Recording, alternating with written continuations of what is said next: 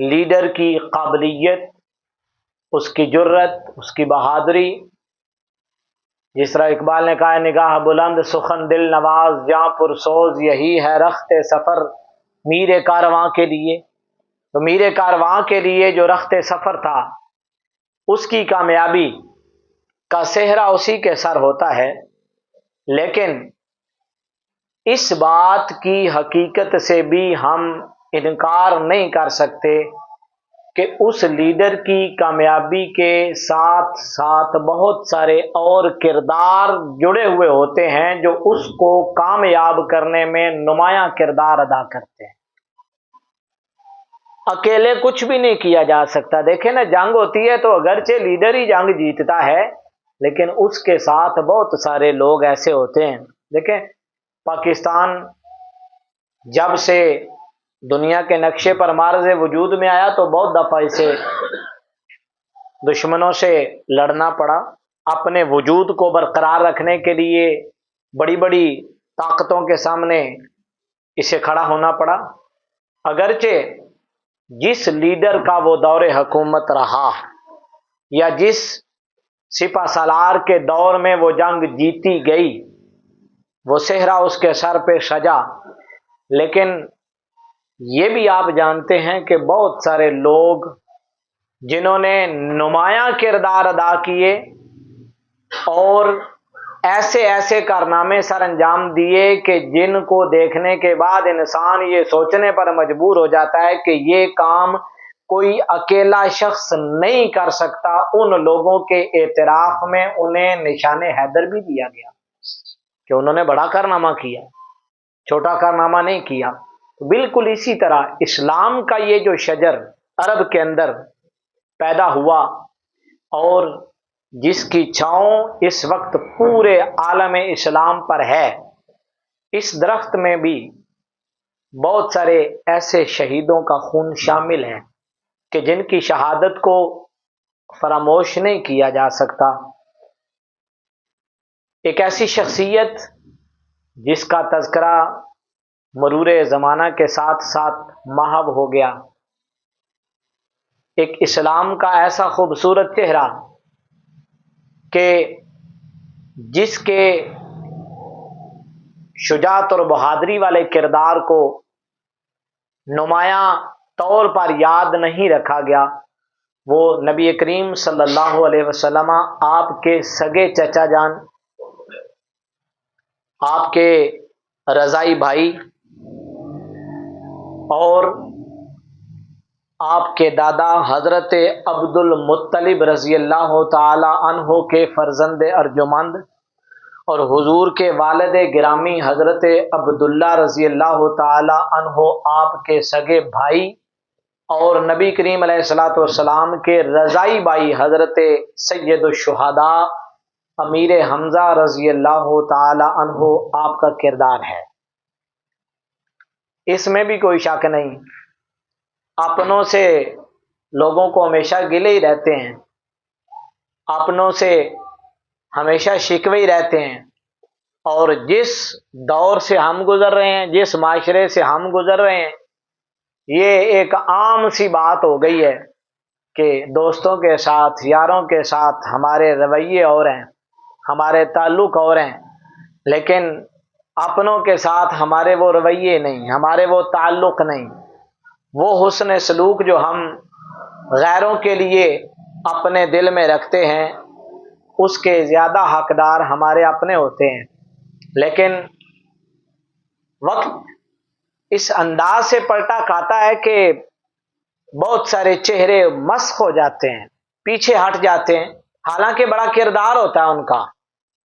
حضرت سیدنا امیر حمزہ رضی اللہ تعالی عنہ، آپ کا کردار زندگی کے اندر وہ ہے، یہ بات تو آپ سارے جانتے ہیں کہ نبی کریم علیہ الصلوۃ والسلام تو ظاہری طور پر پیدا ہی یتیم ہوئے، آپ کی ولادت مبارکہ سے پہلے ہی آپ کے والد حضرت عبداللہ بن عبد المطلب رضی اللہ تعالیٰ عنہ پردہ فرما چکے تھے، اور آپ کے چچا حضرت ابو طالب رضی اللہ تعالیٰ عنہ جو حضرت علی المرتضیٰ رضی اللہ تعالیٰ عنہ کے والد گرامی ہیں، حضور کی پرورش उस घर के अंदर हुई, वहाँ एक और बड़ा नुमाया चेहरा, उनकी भी डेथ हो गई बचपने के अंदर ही। हुजूर अलैहिस्सलाम की उम्र मुबारक सिर्फ 8 बरस थी जब हजरत अबू तालिब रजी अल्लाह तआला अन्हु इंतकाल फरमा गए। अब हुजूर अलैहिस्सलाम के ख़ानदान के लोग ऐलान नबूवत के बाद वो पीछे हट गए, बहुत सारे लोगों ने दिफा करना भी छोड़ दिया। उस वक़्त एक ऐसी शख्सियत हुजूर के ख़ानदान में, हुजूर की फैमिली में एक ऐसी शख्सियत भी थी जिनका दुनिया को लिहाज रहा। अभी कलमा नहीं था पढ़ा आपने, लेकिन नबी करीम अलैहिस्सलाम के साथ आपकी जो मोहब्बत है, मैंने पहले कहा वो सगे चचा भी थे और रज़ाई भाई भी थे। वो शवैबा या सोबिया दो तलफ़ुज़ पढ़े जाते हैं। इस लौंडी ने नबी करीम अलैहिस्सलाम को दूध पिलाया, दाई होने का शर्फ हासिल हुआ जिस खातून को, उसने हज़रत अमीर हमज़ा रज़ी अल्लाह ताला अन्हो को भी दूध पिलाया। इस एतबार से हज़रत सैयदना अमीर हमज़ा रज़ी अल्लाह ताला अन्हो हुजूर के सगे चचा होने के साथ साथ हुजूर के रज़ाई भाई भी थे। तो जो बहुत कम उम्र के या छोटे जो चचा होते हैं उनका जो है ना वो बड़े भतीजों के साथ इसी तरह का रिश्ता बन जाता है जिस तरह दो दोस्तों का होता है। उनकी उम्रों के अंदर बहुत ज़्यादा फर्क नहीं होता। आप बड़े जर्री, बड़े बहादुर थे, शिकार का बड़ा शौक था। तो एक बार वो शिकार के ऊपर गए तो अबू जहल, जब नबी करीम अलैहिस्सलाम ने ऐलान नबूवत फरमाया ना, तो वो बड़ा सख्त किस्म का दुश्मन था। अबू लहब भी, अबू जहल भी, हालांकि ये भी चचा थे लेकिन सख्त दुश्मन थे। नबी करीम अलैहिस्सलाम अपने किसी काम से जा रहे हैं तो उसने हुजूर अलैहिस्सलाम को बुरा भला कहा, आपको मारा, आपको लहूलहान किया। ये सारा मंजर एक लौंडी ने देख लिया। हजरत अमीर हमजा रजी अल्लाह ताला अन्हु, आइए आपके ईमान लाने का बड़ा खूबसूरत वाक़या भी है। नबी करीम अलैहिस्सलाम आप घर तशरीफ ले गए। हजरत अमीर हमजा रजी अल्लाह ताला अन्हु, अंदाज ये है, रिवायात के अंदर आता है कि उन्होंने अपना तीर कमान और जो शिकार का सामान था वो अपने कंधे पर रखा हुआ है, आप अपने लहर में वापस आ रहे हैं। एक लौंडी ने रोका और कहा कि तुम यहाँ ये सारे हथियार लिए जो है वो जानवरों के शिकार कर रहे हो, और यहाँ मक्के वालों ने तुम्हारे भतीजे का जीना दो बार किया हुआ है, उसके सर पे वालद का साया नहीं, जिसका जी चाहता है वो जो मुंह में आता है वो कह देता है। हजरत सैयदना अमीर हमजा रजी अल्लाह ताला चौंक के कहने लगे क्या हुआ है? तो उस खातून ने कहा कि मैंने अपनी आंखों से देखा है कि अबू जहल ने तुम्हारे भतीजे मोहम्मद सल्लल्लाहु अलैहि वसल्लम उनको मारा है, तकलीफ दी है, उनको बुरा भला कहा है, उन्हें गालियां दी हैं। हजरत अमीर हमजा रजी अल्लाह ताला अन्हु, आपका ये सुनना था, खून खौल उठा। ये एक चचा की एक भतीजे के साथ मोहब्बत का एक खूबसूरत अंदाज भी है। हमारे माशरे ने इस खूबसूरत रिश्ते को भी दागदार कर दिया। जो वालिद के भाई होते हैं, चाहे वो ताया हो या चचा हो, उनके दिल में जिस तरह अपनी औलाद की मोहब्बत होती है ना, उसी तरह अपने भाइयों की औलाद की भी मोहब्बत होती है, लेकिन जमाना उसको दागदार कर देता है और भतीजे ये समझते नहीं कि ये मेरे बाप का भाई है। हजरत अमीर हमजा रजी अल्लाह ताला अन्हु, आपने जो ही ये सुना ना, तो आप अपने घर जाने की बजाय वही कमान उठाई हुई है, तीर उठाया हुआ है, और वो सीधे काबे के सहन में चले गए, जहां वो आपने जो है ना वो दोस्तों के साथ बैठा गप्पे मार रहा था। आते साथ ही आपने वो तीर जो था ना वो उठाया और सीधा उसके सर पे दे मारा। कहने लगे अबू जहल, तुझे पता नहीं, तू यतीम समझता है मोहम्मद सल्लल्लाहु अलैहि वसल्लम को? तुझे पता नहीं वो मेरे भाई अब्दुल्ला का बेटा है? तुझे पता नहीं कि उसके सर पे बाप का साया नहीं, मैं उसके बाप के तौर पर उसके साथ खड़ा हूं? तुझे जुर्रत कैसे हुई कि तूने लावारिस समझकर उसे कुछ कहा है? अब जुर्रत नहीं हुई अबू जहल को बोलने की, क्योंकि जुर्म उसने किया हुआ था। नबी करीम अलैहिस्सलाम के पास सीधे चले गए। हजरत खदीजातुल कुबरा रजी अल्लाह ताला अन्हा, जहां आपकी रिहाइश थी, हुजूर जहां पर तशरीफ फरमा होते थे, वो गए और कहने लगे कि देखा आपने, नबी करीम अलैहिस्सलाम की मरहम पट्टी की जा रही है।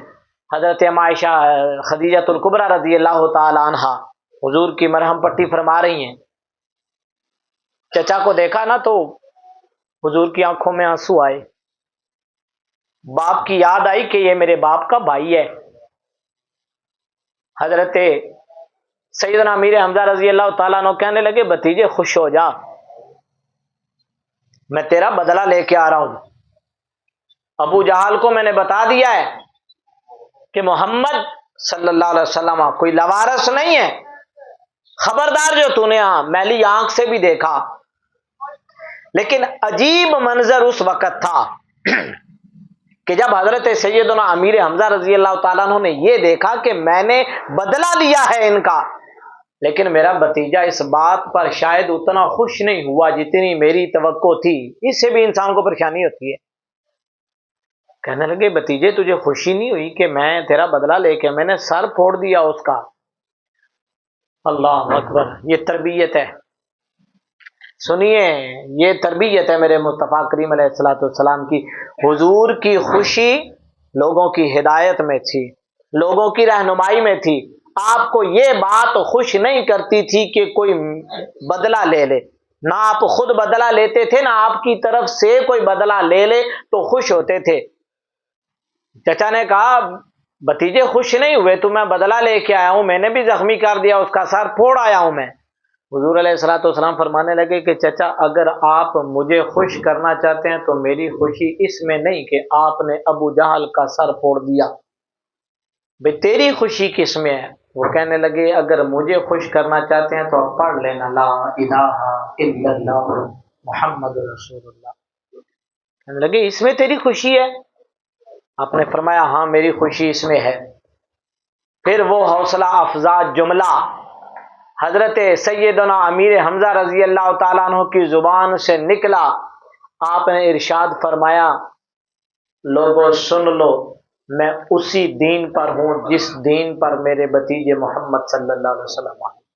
یہ ایک جملہ نہیں تھا، یہ حوصلے کی وہ دیوار تھی جس نے میرے کریم آقا صلی اللہ علیہ وسلم آپ کو مضبوط کر دیا اور مضبوط کر دیا۔ اور اس کے بعد دنیا نے دیکھا جب یہ پڑھا نا تو پھر کسی کو جرت نہیں ہوئی کہ وہ کھل کھلا کے، بعض لوگ نا بڑے کھل کے مخالفت کیا کرتے ہیں، لحاظ نہیں ہوتا انہیں کسی کا، انہیں پتا ہوتا ہے کہ اس کا اپنا کوئی بھی اس کے ساتھ کھڑا نہیں، اب میں جو چاہوں کر گزروں گا۔ میرے کریم آقا صلی اللہ علیہ وسلم آپ کے چچا حضرت سیدنا امیر حمزہ رضی اللہ تعالیٰ عنہ آپ کا کلمہ پڑھنے کی دیر تھی، اس کے بعد بڑے بڑوں کے حوصلے پست ہو گئے۔ وہ ابو جہل جو منٹ منٹ پر حضور کو تکلیف دے دیا کرتا تھا نا، وہ بھی 100 مرتبہ سوچتا تھا کہ اب محمد اکیلے نہیں، امیر حمزہ پیچھے کھڑے۔ جب کلمہ نہیں پڑھا تھا تو میں نے تکلیف دی تو اس نے میرا سر پھوڑ دیا تھا، اب تو وہ کلمہ پڑھ کے پیچھے کھڑا ہے۔ زندگی میں بعض لوگ ایسے ہوتے ہیں کہ جن کے غیر موجودگی میں آپ موجود نہ بھی ہو نا تو آپ کو یہ تسلی ہوتی ہے کہ میرا فلاں جو دوست یا بھائی وہاں ہے نا، وہ میری غیر موجودگی میں بھی میرا دفاع کرے گا۔ غیرت ایمانی کسی نے سیکھنی ہے تو حضرت سیدنا امیر حمزہ سے سیکھے، اور سارے واقعات کو حذف کر کے، کیونکہ 15 شوال المکرم کو آپ کی یوم شہادت مبارک ہے، غالباً آج 14 شوال ہے، تو عجیب واقعہ ہے۔ غزوہ احد کے اندر جو لوگ گئے ہیں جنہیں اللہ تعالیٰ نے توفیق عطا فرمائی ہے نا، وہ احد کے مقام پر دیکھتے ہیں وہاں ایک بہت بڑی حویلی میں صرف ایک ہی مزار ہے، ایک ہی قبر ہے، اور وہ حضرت سیدنا امیر حمزہ رضی اللہ تعالیٰ عنہ کی۔ احد کا تو ابو لہب کی جو بیوی تھی ہندہ، بعض لوگ ہند کہتے ہیں بعض ہندہ کہتے ہیں، جس کی مذمت میں پوری سورہ لہب نازل ہوئی کہ تبت یدا ابی لہب و تب ما اغنى عنه ماله وما کسب سیصلی نارا ذات لہب وامرأته حمالۃ الحطب، جس کی بیوی کی مذمت رب نے قرآن میں بیان کی، اس ہند نے اپنے غلام حبشی کو کہا جنگ کا دن ہے تو تو نے گھات لگانی ہے، تجھے آزاد کر دوں گی انعام کے طور پر، میرا ایک کام تو نے کر کے آنا ہے۔ بھئی کیا کام کرنا؟ انہوں نے کہا کہ وہ جو امیر حمزہ ہے نا حضور کا چچا، ان کو شہید کر کے نا ان کے جسم کو کاٹ کے ان کا کلیجہ لے کے آنا، میں اس کو چباؤں گی۔ بعض لوگوں کی نفرت نا بہت حد تک آگے چلی جاتی ہے، کسی کی جان لے کر بھی ان کے کلیجے میں ٹھنڈ نہیں پڑتی، ہاں جی، اس کا جو ہے نا وہ بوٹیاں کی جائیں اس کی، کچھ کا اس سے بھی جی نہیں بھرتا، کچھ کہتے ہیں اس کا قیمہ کر دیا جائے۔ وہ شدت جو تھی نا، تو گھات لگائے ہوئے وہ حبشی بیٹھا رہا، حضرت سیدنا امیر حمزہ رضی اللہ تعالیٰ عنہ آپ جنگ میں مصروف تھے، تو اس نے موقع پا کر حملہ کر دیا، اور تیر جب لگا نا تو حضرت امیر حمزہ رضی اللہ تعالیٰ عنہ کو شہید کر کے پھر اس نے ہند کی خواہش کے مطابق آپ کا جسم مبارک اس کو چیر دیا، کلیجہ نکالا اور دوڑتا ہوا گیا۔ اب عجیب قسم کی وہ دشمنی ہے، وہ کہتے ہیں اس نے کلیجہ چبایا اور پھر اس کو دھاگے کے اندر ڈال کے اپنے گلے کے اندر لٹکا کے اس نے جشن منایا کہ آج میں نے اپنے دشمن کو ختم کر دیا ہے۔ جنگ ختم ہوئی نا تو حضور علیہ الصلوۃ والسلام جب تمام زخمی اور شہداء کے پاس سے گزرے نا، تو جب پہنچے نا اپنے چچا کے پاس، کیا عجیب الفاظ ہیں۔ حضور نے فرمایا لن اصابک بمثل کا ابداً، چچا جان جتنی تکلیف مجھے آپ کی موت نے دی ہے نا، اتنی لمبی زندگی میں نے کبھی بھی اتنی سخت تکلیف نہیں جی لی۔ جن لوگوں کے ساتھ انسان کا حوصلہ بندھا ہوا ہوتا ہے نا، جو کسی کی غیر موجودگی میں اس کے لیے چھتری اور چھاؤں ہوتے ہیں، جن کا ایک ایک لفظ انسان کو حوصلہ دیتا ہے، وہ لوگ جن کے ساتھ تنہائی میں بیٹھ کر انسان راز و نیاز کی باتیں کر سکتا ہے، جب وہ لوگ جاتے ہیں نا تو تکلیف بڑی ہوتی ہے۔ جانا تو جانا ہی ہوتا ہے ہر شخص نے، لیکن حضور نے ارشاد فرمایا کہ لن اصابک بمثل کا ابداً، چچا جان آپ کے جانے سے جو تکلیف مجھے ہوئی ہے نا، وہ کسی کے جانے سے نہیں ہوئی۔ اور کہتے ہیں بعد میں وہ مسلمان ہو گیا تھا حبشی، اور بعد میں بڑی خدمات ہیں، لیکن جب وہ مسلمان ہوا تو حضور فرمایا کرتے تھے یار تو میرے سامنے نہ بیٹھا کر، تو پیچھے بیٹھا کر۔ اس لیے نہیں کہ حضور کو اس سے کوئی نفرت تھی، حضور معاف فرما دیا کرتے تو آپ نے معاف کیا، لیکن آپ فرمایا کرتے تھے جب تو سامنے بیٹھتا ہے نا مجھے اپنے چچا کی یاد آتی ہے، تو پیچھے بیٹھا کر۔ یہ وہ شخصیات ہیں کہ جن کے کردار کو دنیا نے اتنا مدھم کر دیا کہ ذکر ہی نہیں کیا جاتا۔ تو کل ان کا یوم شہادت مبارک ہے، کوشش کرے ہر شخص ان کے سال ثواب کا اہتمام کرے۔ وآخر دعوانا الحمدللہ رب العالمین۔